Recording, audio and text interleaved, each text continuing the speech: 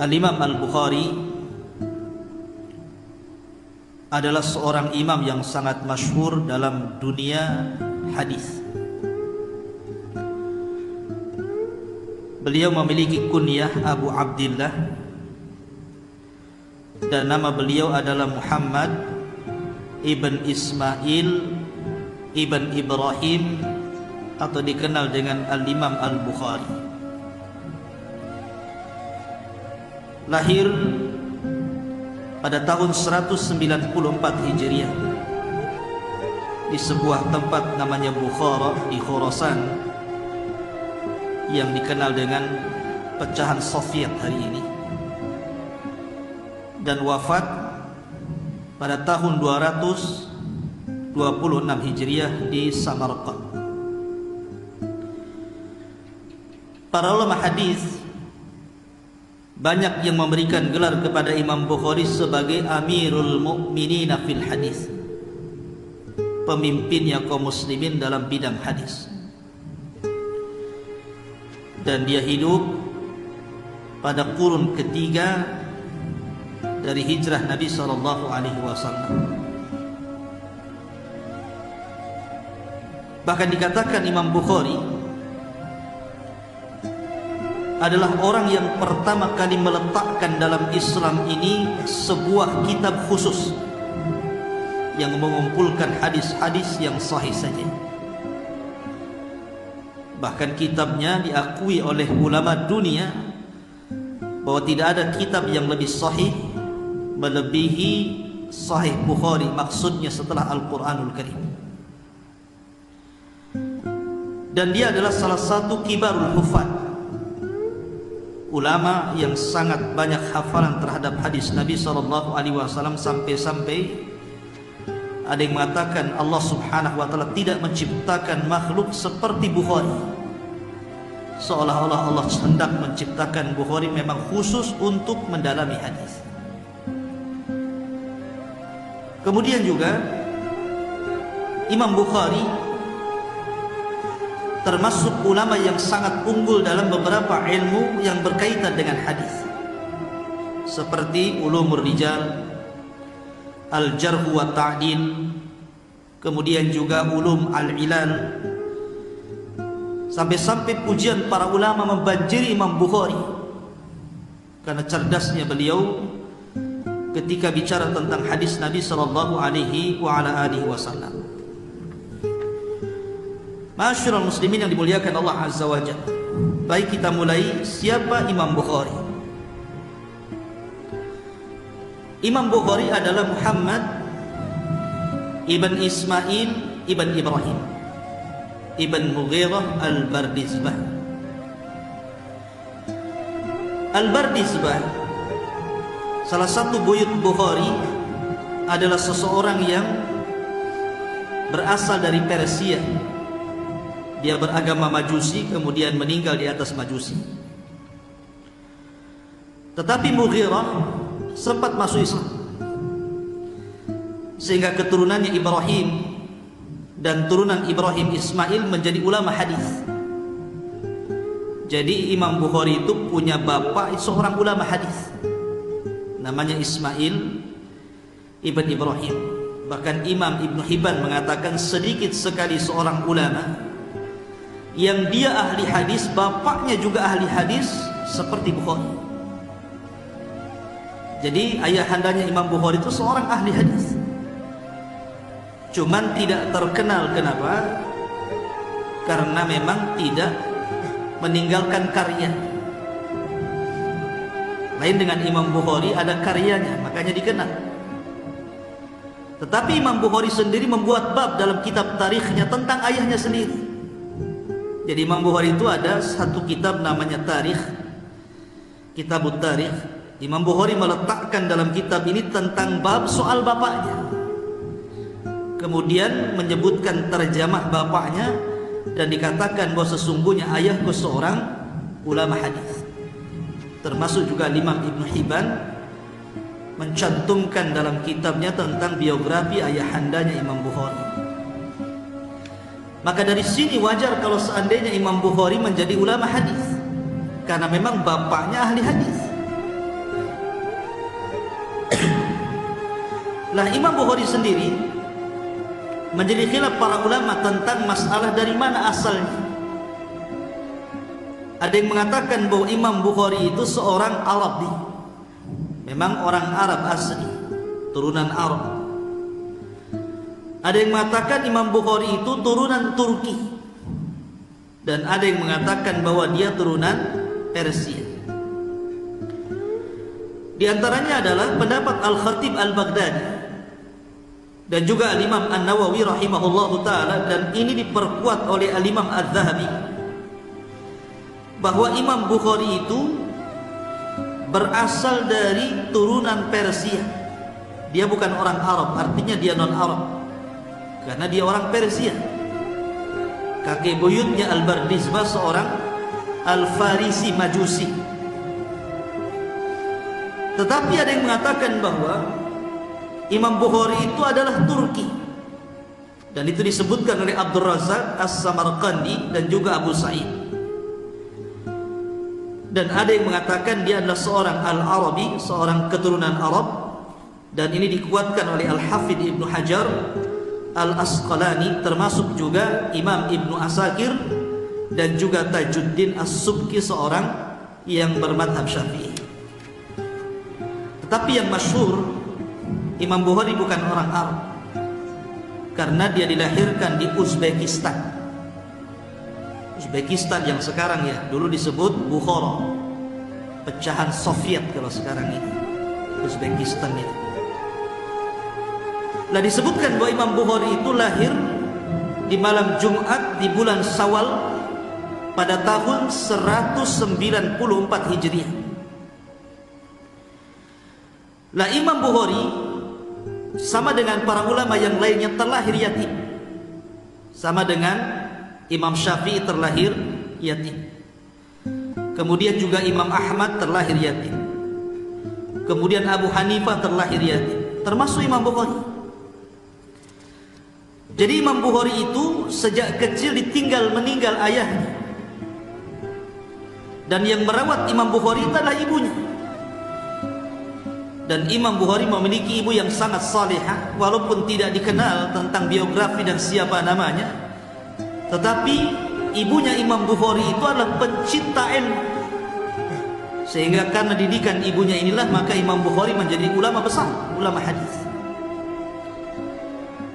Dikisahkan bahwa Muhammad bin Ismail atau dikenal dengan Imam Bukhari ini ketika lahir matanya buta. Jadi Imam Bukhari itu ketika lahir buta matanya. Jadi ibunya selalu menangis setiap malam, berdoa kepada Allah Subhanahu wa taala agar Allah Subhanahu wa taala mengembalikan pandangannya.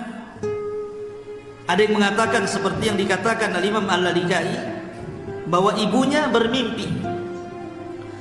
Dalam mimpinya dia berjumpa dengan Nabi Ibrahim. Kemudian setelah berjumpa dengan Ibrahim alaihi salatu wassalam, maka Nabi Allah Ibrahim mengatakan, sungguh Allah telah mengembalikan pandangan putramu.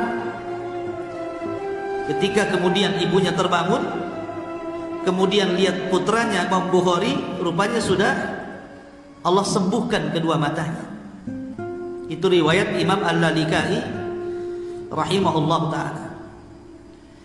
Dan walaupun Imam Bukhari dulunya buta, ketika lahir dia buta, karena banyak doa ibunya supaya Allah menyembuhkan kedua matanya, akhirnya Allah sembuhkan. Lah Imam Bukhari ini punya pandangan yang tajam, padahal dulu sempat buta, itu kemudian Allah sembuhkan. Sampai-sampai dijelaskan, Imam Bukhari itu selalu mencatat hadis. Apabila tidak ada biaya untuk membeli semacam lampu templon, mungkin bahasa kita, maka beliau keluar rumah kemudian mencari bulan. Jadi dari cahaya bulan itulah semalaman suntuk Imam Bukhari terkadang menulis atau memindahkan tulisannya. Anda bisa bayangkan menulis dengan cahaya bulan. Nah, coba nanti malam kalau pas purnama antum bawa pulpen, bawa buku, di situ dekat kandang ayam, kemudian nulis. Kira-kira bisa nggak? Nah, Imam Bukhari bisa. menunjukkan bahwa dia punya pandangan yang tajam gitu ya. Hanya dengan cahaya bulan saja dia bisa menulis. Luar biasa Imam Bukhari. Padahal dulunya sempat buta kepada Allah Subhanahu wa taala, sembuhkan. Baik. Ada satu kisah yang menarik. Ketika ayahandanya menjelang wafatnya, ayahanda Imam Bukhari Ismail ibn Ibrahim rahimahullahu taala. Jadi detik-detik wafatnya ayahanda Imam Bukhari ini, Ismail bin Ibrahim, didatangi seorang alim min ulama dan dikatakan, kaifa tuqbilu ala Allah? Bagaimana anda akan menghadap kepada Allah Subhanahu wa taala saat detik sakaratul maut ini? Maka kata ayahandanya Imam Bukhari, apa katanya? Wallahi demi Allah, inni la a'lamu min mali dirhaman min haramin wala dirhaman min syubhatin.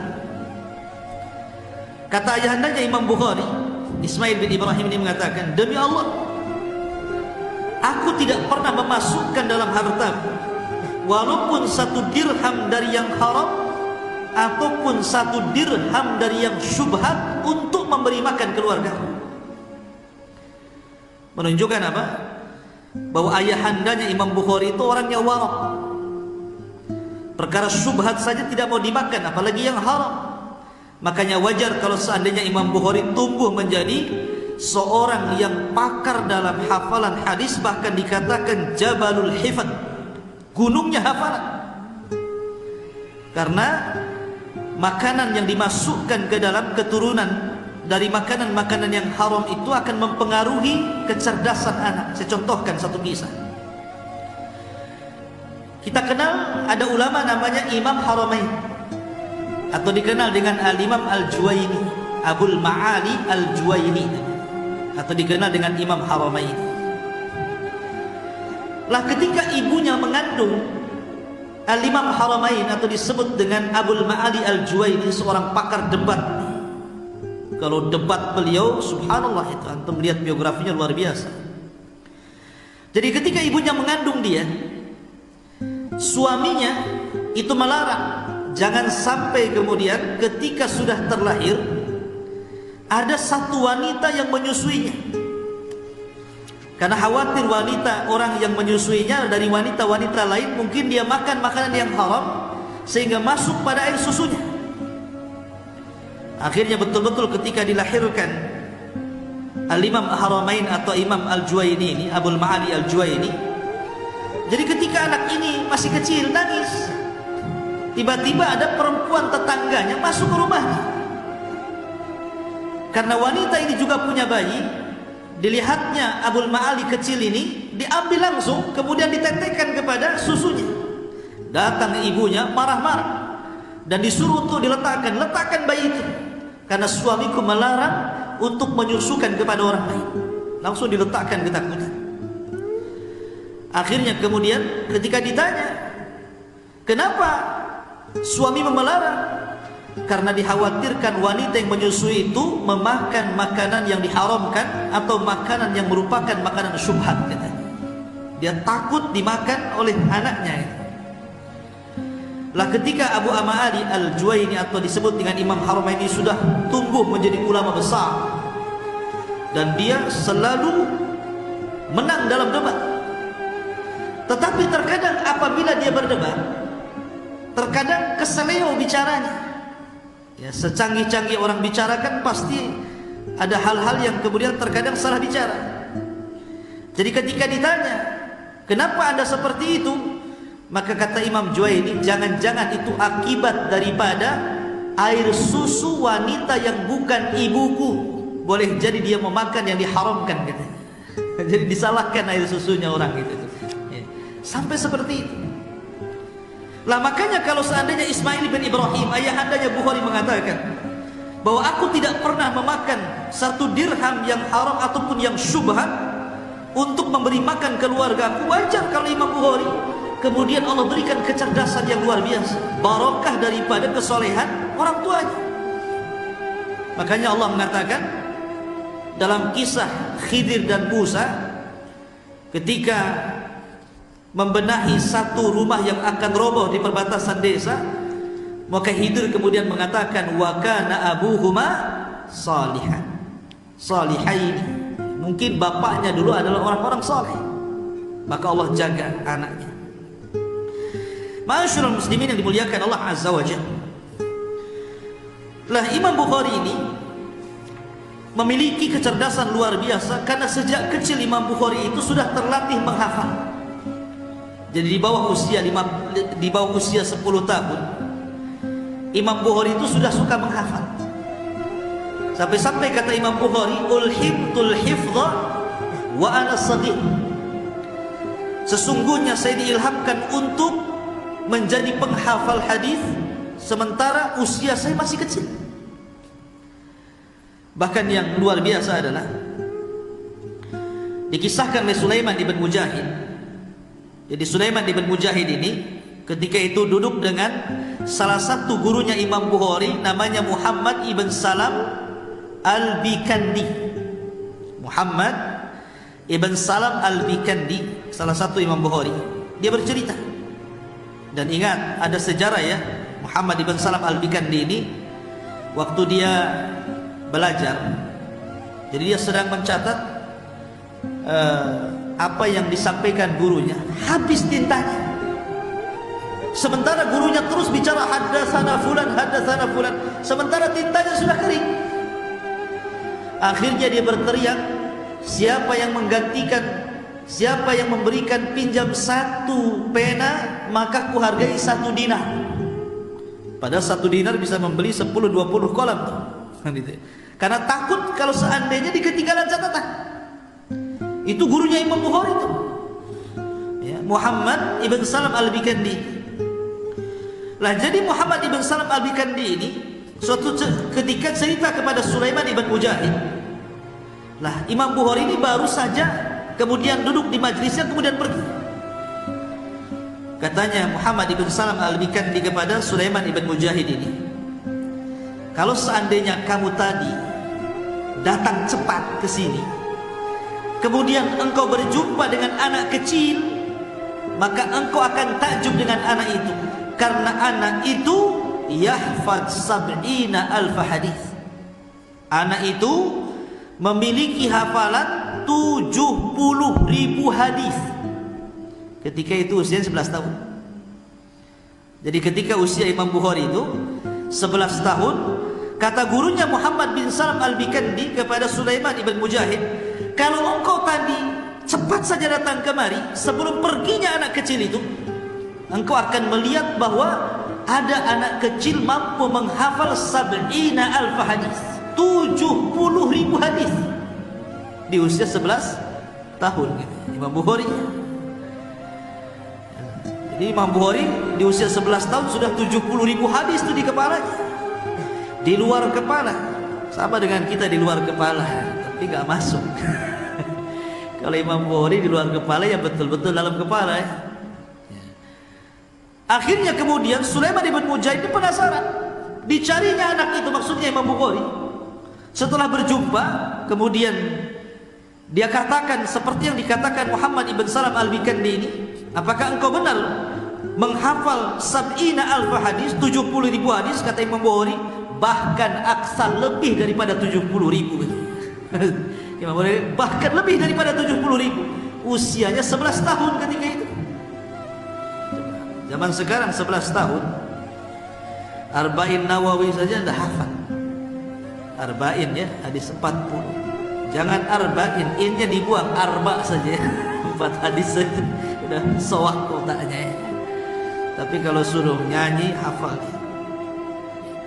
Baik, ada satu kisah lagi yang menarik adalah, jadi suatu ketika Al-Imam Ad-Dakhili, ada seorang alim namanya Imam Dakhili, seorang alim besar Imam Dakhili itu, seorang muhaddis. Muridnya dari mana-mana, ribuan dari penjuru dunia datang belajar kepada Imam Dakhili untuk mengambil hadis Nabi. Kata Imam Dakhili, aku kalau ngajar tidak ada Imam Bukhari itu tenang rasanya katanya. Tapi idza dakhala al-Bukhari, kalau Bukhari datang, dreg-deg bahasa kita, langsung kacau gitu, langsung pusing dia. Apa kata dia? ana mutmainnun fi darsi, sesungguhnya saya ini tenang apabila mengajar. Wa idza dakhala al-Bukhari, tapi kalau Bukhari datang, maka aku merasa wibawaku langsung jatuh. Karena begini, ada satu kasus.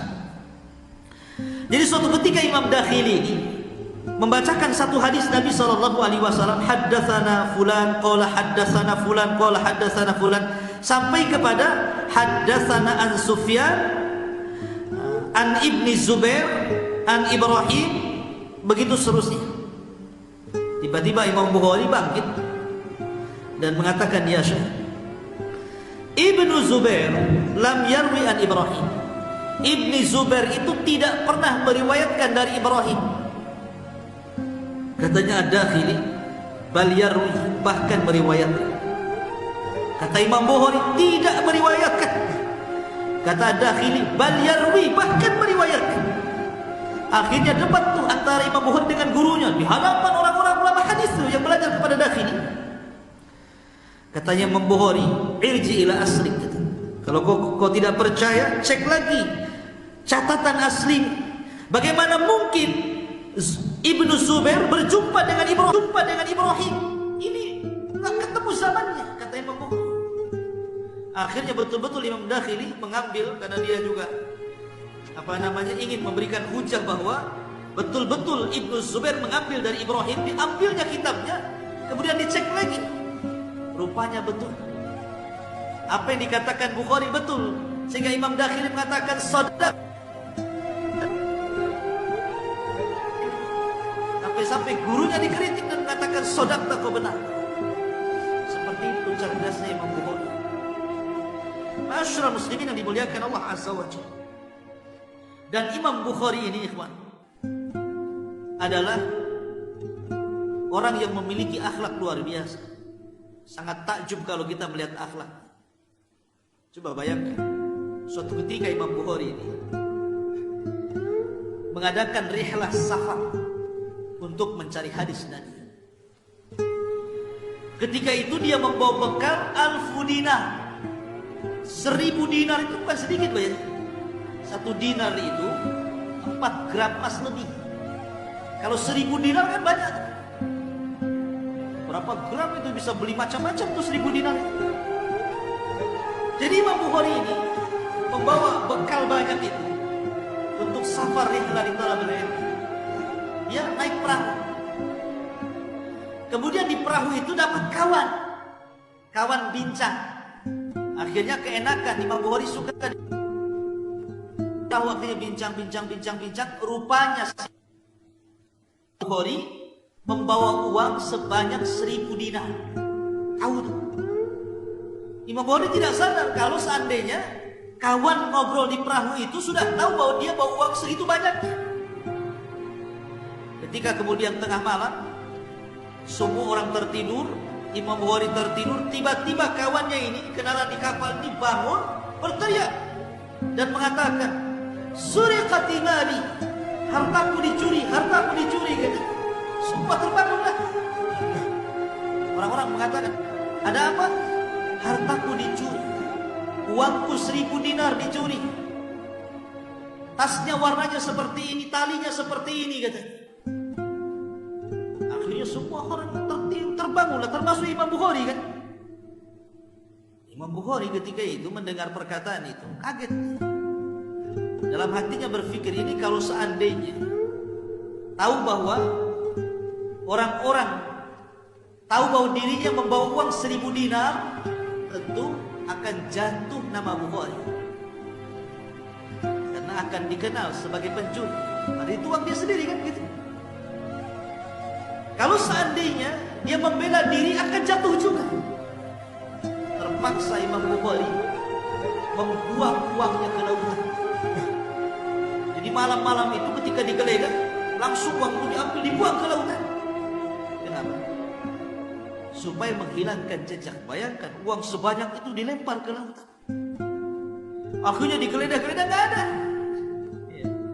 Setelah kemudian sudah mulai senja, sudah mulai tenang di atas perahu, rupanya yang berteriak ini mendatangi Imam Bukhari.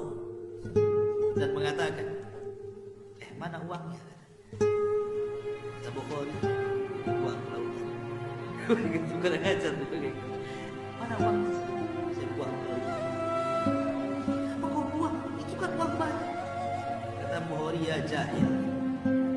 Wahai orang jahil, kau sudah membuat sibuk satu kali.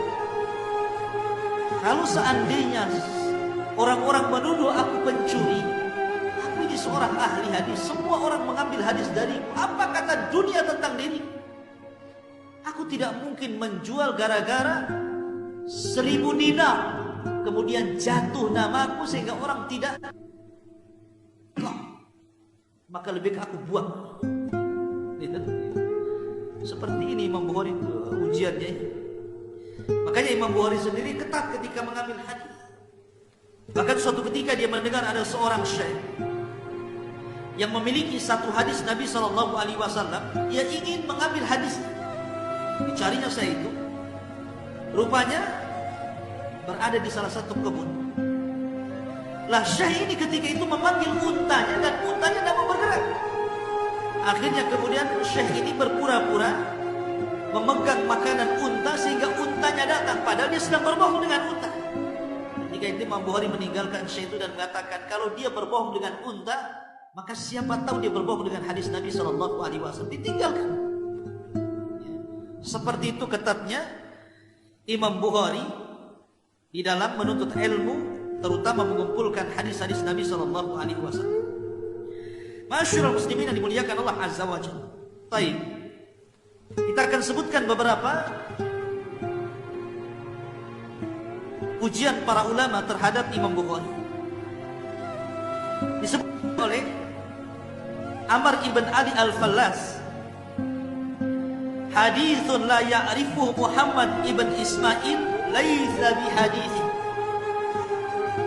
Kalau ada satu yang Imam Bukhari tidak kenal tentang hadis itu, maka dia bukan hadis, katanya. Jadi kalau ada satu hadis Bukhari tidak kenal dengan hadis itu, maka itu bukan hadis, katanya Amr ibn Ali al-Fallas. Kemudian juga dikatakan oleh Ishaq ibn Rahawi. Ishaq ibn Rahawi mengatakan, uktubu an hadha syab yakni al-Bukhari. Catatlah dari anak muda ini semua hadis Nabi SAW. Maksudnya Ishaq ibn Rahawi ini disyaratkan kepada Imam Bukhari, karena guru-gurunya Imam Bukhari kan mantap-mantap ya. Di antaranya siapa? Imam Ahmad ibn Hanbal itu kan gurunya. Kemudian Yahya ibn Ma'in fakarnya Ilal juga gurunya. Ishaq ibn Rahawi juga gurunya. Jadi ulama-ulama kondang memang guru-gurunya Imam Bukhari. Di antaranya juga Nu'aim ibn Hamad, Ya'qub ibn Ibrahim, dan banyak lagi guru Imam Bukhari. Sehingga wajar kalau seandainya Imam Bukhari menjadi imam yang luar biasa. Bahkan kalau kita bercerita tentang biografi Imam Muslim, Imam Muslim itu adalah salah satu murid daripada Imam Bukhari dan yang paling terpengaruh dengan Imam Bukhari. Sampai-sampai kalau tidak ada Bukhari, tidak ada Muslim. Ya, seolah-olah apa? Yang mencetak Imam Muslim menjadi ulama besar adalah Imam Bukhari, karena cerdasnya Imam Bukhari. Bahkan dikatakan oleh Abdullah ibn Sa'id ibn Ja'far, sami'tul ulama bil Basrati yaqulun ma fi dunya mithla Muhammad ibn Ismail fil ma'rifati was salah. Aku tidak pernah mendengar ulama di Basrah, bahkan tidak ada di dunia seperti Muhammad ibn Ismail dalam ilmu pengetahuan dan artinya salah itu kebaikan dirinya. Bahkan Imam Ibnu Huzaimah mengatakan, ma ra'aitu tahta adimis sama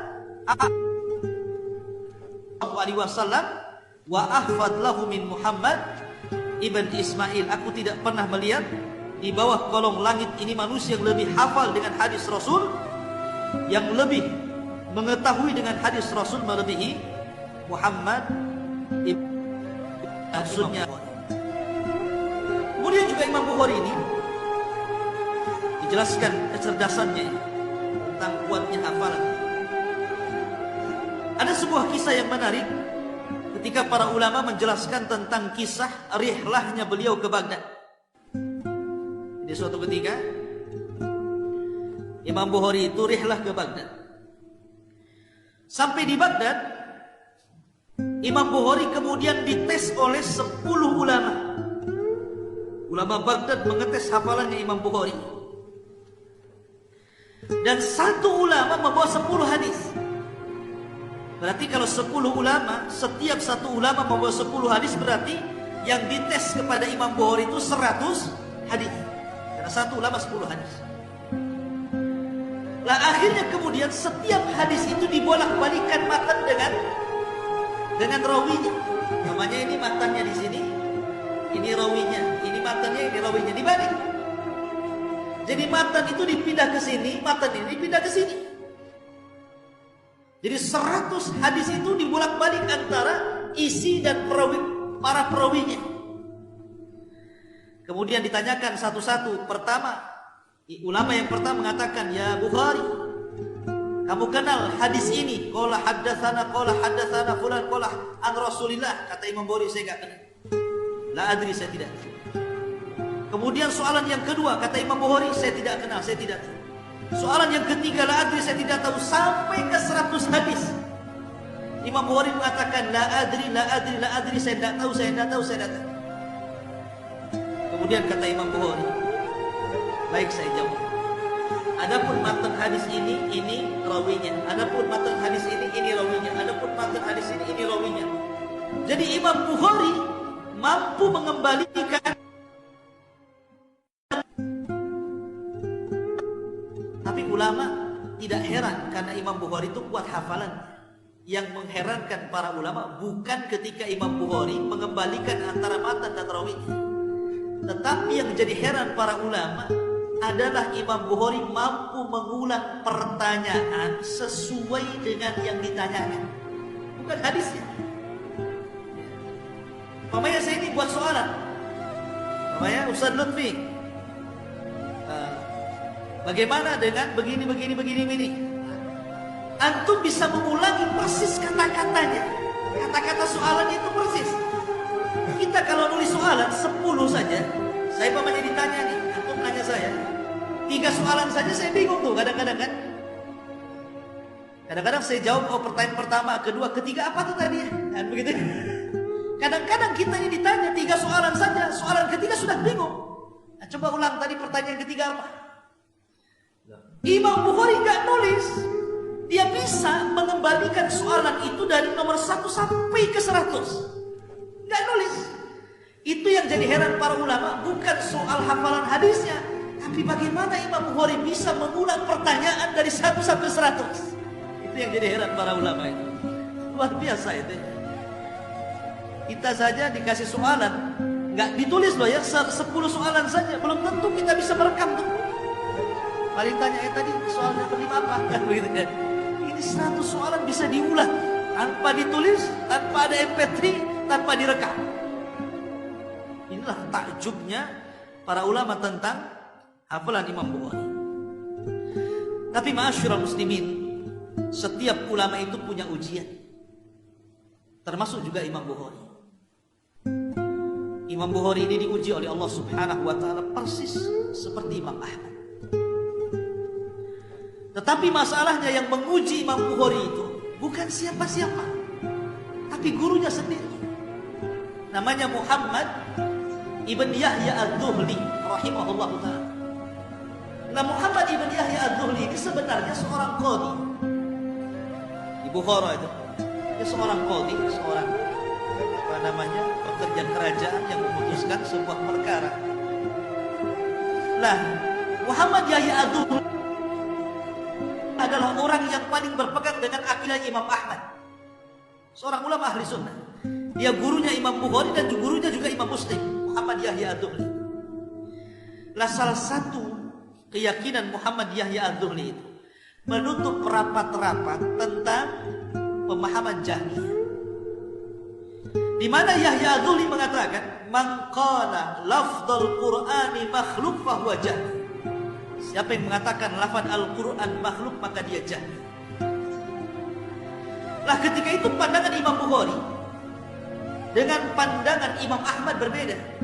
Bukan berbeda maksudnya mengatakan Quran makhluk, tidak. Cuman Imam Bukhari lebih memperinci. Kalau Imam Ahmad kan secara global, kenapa? Wajar di zamannya karena Imam Ahmad itu menghadapi orang-orang Mu'tazilah, menghadapi orang-orang Jahmiyah. Sehingga Imam Ahmad sangat ketat tentang masalah Al-Quran itu. Makanya Imam Ahmad mengatakan dalam kitab Ushulus Sunnah, "Man qala lafdzul Qur'ani makhluk fahuwa jahmi." Barang siapa yang mengatakan lafaz Quran makhluk, maka dia jahmi. Tapi Imam Bukhari beda. Imam Bukhari memperinci. Kata Imam Bukhari, dia mengatakan as-sautu sautul qari wal kalamu kalamul bari. Jadi Imam Bukhari mengatakan, kalau suara orang yang membaca Al-Quran, berarti suara orang yang baca makhluk. Karena suara yang membaca Quran itu kadang baik, kadang tidak baik, kadang enak, kadang gak enak gitu. Tetapi yang dimaksud al-kalam, ucapan yang keluar, maka itulah kalamullah. Jadi Imam Bukhari memperinci, kalau suaranya makhluk, tapi ucapan yang keluar kalamullah. Tapi Imam Ahmad mengatakan lafaz Al-Quran makhluk, Jahmiyah. Lah ketika itu para ulama sudah tahu pandangan Bukhari yang berbeda dengan Yahya Az-Zuhli yang berpegang dengan pendapat Imam Ahmad. Ketika Imam Bukhari kemudian datang menemui Yahya Az-Zuhli, ketika itu Yahya Az-Zuhli mempersilakan Imam Bukhari untuk mengajar, dan subhanallah ribuan orang bertumplak di majelisnya Imam Bukhari. Ketika itu orang-orang sudah mewanti-wanti, jangan bicara tentang Al-Quran. Artinya jangan ditanya Bukhari soal mauqif dia tentang Al-Quran, karena dia lebih memerinci. Dan itu yang benar kata Imam Ibnu Qayyim rahimahullah ta'ala. Tapi ada saja Allah takdirkan yang bertanya, wahai Imam, bagaimana pendapatmu tentang lafzul Quran? Terpaksa dijawab. Kata Imam Bukhari, adapun lafaz Al-Quran, as-sautu sautul qari wal kalamu kalamul bari. Suara yang membaca Qurannya suara qari, tapi kalam yang keluar itulah kalam Allah Al-Bari. Dari sini Imam Bukhari difitnah mengatakan Al-Quran makhluk. Lah ketika Imam Bukhari difitnah mengatakan Al-Quran makhluk, sampai pula kemudian berita ini kepada gurunya Muhammad Yahya Az-Zuhli, yang ketika itu seorang qadhi. Marah Yahya Az-Zuhli. Akhirnya Yahya Az-Zuhli memfatwakan agar jangan satu pun orang belajar kepada Bukhari, ditahdir sama gurunya. Akhirnya tidak ada satu pun orang yang belajar kepada Bukhari. Dan ketika itu Imam Bukhari diusir dari negaranya, tidak boleh hidup dia di Bukhara. Lah dari situlah akhirnya kemudian Imam Bukhari keluar menuju Samarkand. Sampai di Samarkand dia ke rumah salah satu kerabatnya, tapi Allah Subhanahu wa taala takdirkan kemudian dia sakit. Lah disitulah Imam Bukhari merasa sempit dadanya karena difitnah masalahnya. Dan ketika itu dia berdoa kepada Allah Subhanahu wa taala. Namun sebelum dia wafat, kemudian Imam Bukhari pun akhirnya menulis satu buku bantahan kepada gurunya, namanya Khalqu Af'alil Ibad. Ya, bantahan kepada gurunya Muhammad Yahya Az-Zuhli, namanya Khalqu Af'alil Ibad. Baru setelah itu Imam Bukhari kemudian Allah takdirkan meninggal dunia. Ada yang mengatakan bahwa Imam Bukhari sebelum meninggal dia berdoa, Allahumma innahu qad dhaqat alayyal ard bima rahubat faqbidni ilaika. Ya Allah, rasanya bumi ini sudah sempit bagiku, maka cabutlah nyawaku. Ada yang mengatakan Imam Bukhari itu meninggal disebabkan karena sakit hati. Sakit hati karena gurunya difitnah, bayangkan, dia sampai diusir dari negaranya. Wajar, dia manusia. Ya kan? Mata kabidan kata para ulama.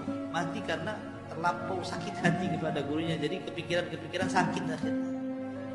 Maka disitulah Imam Bukhari akhirnya kemudian meninggal dunia. Lah Imam Muslim ketika itu marah kepada Yahya Az-Zuhli. Kenapa? Karena ini sama-sama guru nih. Yahya Az-Zuhli juga gurunya Imam Muslim, Imam Bukhari juga gurunya Imam Muslim. Kok berdebat nih guru-guru dua-duanya? Marah Imam Muslim. Makanya Imam Muslim akhirnya apa? Setelah dia tahu permasalahan Imam Bukhari dengan Yahya Az-Zuhli, catatan Muhammad Yahya Az-Zuhli dikembalikan kepada gurunya. Makanya tidak ada dalam Sahih Muslim satupun riwayat dari Yahya dulu dicantumkan oleh Imam Muslim dalam Sahihnya. Kenapa? Karena dia membela Imam Bukhari. Tapi Imam Bukhari itu seorang mu'tadi.